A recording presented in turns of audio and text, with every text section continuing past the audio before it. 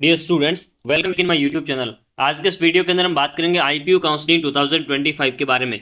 जिन students ने NEET का entrance exam दिया है और वो आईपीयू की काउंसलिंग करवा के बीएससी नर्सिंग, बीएचएमएस, एमबीबीएस या बीएएमएस के अंदर एडमिशन लेना चाहते हैं और उन्होंने रजिस्ट्रेशन फॉर्म अगर फिल कर दिया है तो उन्होंने कौन कौन सी मिस्टेक जो इस फॉर्म में नहीं करनी है, कौन सी चीज़ें जो अभी तक पेंडिंग है और आपने नहीं की है तो वो आपको करनी है, तो उसके बारे में डिटेल के अंदर बताऊंगा। एंड साथ ही साथ सीईटी की काउंसलिंग के बारे में भी, उसकी कब काउंसलिंग होगी, कैसे होगी, उसके बारे में भी आपको एक सिनेरियो क्लियर करूंगा।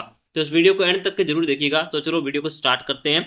सबसे पहले बात करते हैं, जब भी आप आईपीयू का फॉर्म फिलअप करते हो, चाहे वो एमबीबीएस का हो, चाहे बीएएमएस का हो, चाहे बीएसएमएस का हो, चाहे बीएससी नर्सिंग का हो, तो आपके सामने तीन तरीके के सेक्शन दिखाई देते हैं: registration, application form and registration fees. इन तीनों में आपका कंप्लीट शो होना चाहिए, ठीक है। इसकी लास्ट डेट जो है आपकी 21 जुलाई है, यानी कि कल ये ओवर होने जा रहे हैं रजिस्ट्रेशन फॉर्म, तो कंप्लीटली आपका फिलअप होना चाहिए। ये बेसिक है, ये सबने कर दिया होगा। नेक्स्ट आगे बात करते हैं। यहाँ पर इस तरीके का है, सारे डॉक्यूमेंट्स जो है सबसे पहले आपको चेक कर देना है। इसमें स्पेशली जो है आपका कैटेगरी सर्टिफिकेट आपको सही से चेक करना है कि वो आपने सही से अपलोड किया है कि नहीं है। सारे एकदम क्लियर सर्टिफिकेट होने चाहिए, क्लियरली विजिबल होने चाहिए। इस तरीके के सेक्शन के साइड में आपका एक डैशबोर्ड दिखाई देगा। इस डैशबोर्ड के अंदर यहाँ पे एक ऑप्शन आएगा, verify mobile number and email ID. In mobile number and email ID दोनों को आपको वेरीफाई करना कंपलसरी है। अदरवाइज काउंसलिंग के रिगार्डिंग कोई भी अपडेट होगी या आपके डॉक्यूमेंट रिजेक्शन है तो आपको आईपीयू की तरफ से मेल या मैसेज रिसीव नहीं होगा। इसलिए सबसे पहले अभी के अभी आप जाकर अपने mobile number and email ID को लॉगिन करके वेरीफाई कर दीजिए, दोनों की ओटीपी फिल कीजिए एंड दोनों को वेरीफाई कीजिए। अदरवाइज आगे जाकर आपको काउंसलिंग में प्रॉब्लम आएगी। इस वेरिफिकेशन की लास्ट डेट भी आपकी 21 जुलाई होगी। उसके बाद जो है पोर्टल क्लोज हो जाएगा, आप वेरीफाई नहीं कर पाओगे। इसलिए इसको इमीडिएटली आप वेरीफाई कर दीजिए, क्योंकि अगर वेरीफाई नहीं किया तो फिर आप अपडेट नहीं मिल पाएगी और काउंसलिंग में आपको बहुत बड़ी प्रॉब्लम फेस करनी पड़ेगी।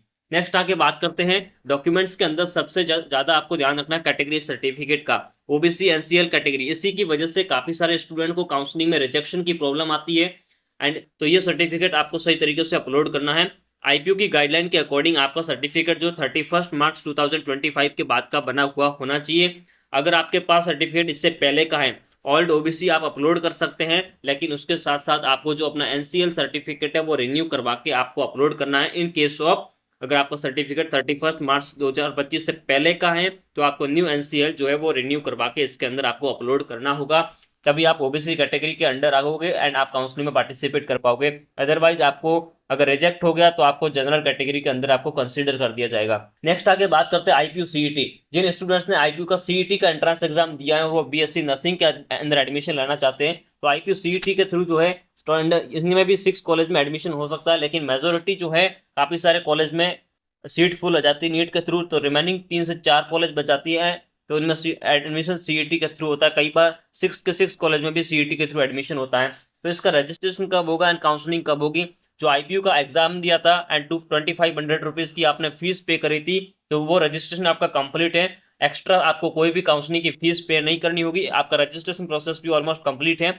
जो भी काउंसलिंग का रजिस्ट्रेशन है तो उसका पोर्टल जो है आपका राउंड 3 से ओपन होगा, उससे पहले आपका रजिस्ट्रेशन नहीं होगा। राउंड 2 कंप्लीट होने के बाद सीईटी स्टूडेंट्स के लिए आईपीयू नोटिफिकेशन रिलीज करेगी। आईपीयू की सीईटी की जो काउंसलिंग है वो राउंड 3 से लेकर स्पेशल स्पोर्ट राउंड तक चलेगी और इसमें जो काउंसलिंग का रजिस्ट्रेशन है वो आपका अगस्त एंडिंग से यहाँ स्टार्ट होगा, यहाँ पे सितंबर स्टार्टिंग के अंदर स्टार्ट होगा। राउंड 3 जब भी काउंसलिंग होगी उससे पहले सीईटी स्टूडेंट्स के लिए नोटिफिकेशन आएगा एंड आपका काउंसलिंग का पोर्टल ओपन होगा। जो जो यूजर आईडी है उसी से आपको लॉगिन करनी है, जो एग्जाम के टाइम पर आपने बनाई थी सेम उसी से लॉगिन करके आपको फर्दर प्रोसीड करना है। उसी के अंदर आपको चॉइस फिलिंग का भी ऑप्शन आएगा एंड उसी के अंदर आपको सीट अलॉटमेंट का भी ऑप्शन मिलेगा।